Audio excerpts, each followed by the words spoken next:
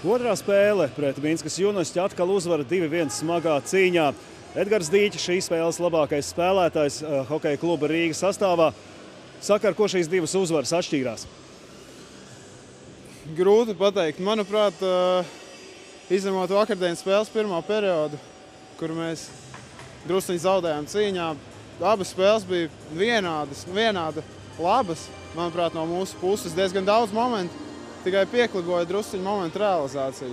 Bet, labi, ka Vārtsargs palīdzēja mums aizsardzībā un ar 2 goliem pietika, lai uzvarētu abās spēlēs.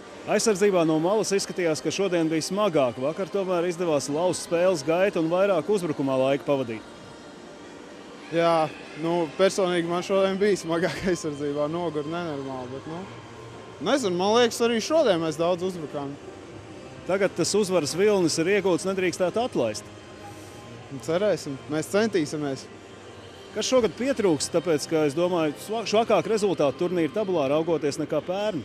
Kā jau es teicu, momentu realizācija. Veidojam daudz momentus, bet nesenāk iemest. Bet, uzlabosim, centīsimies un būs labi. Treniņos vairāk pie tā jāstrādā?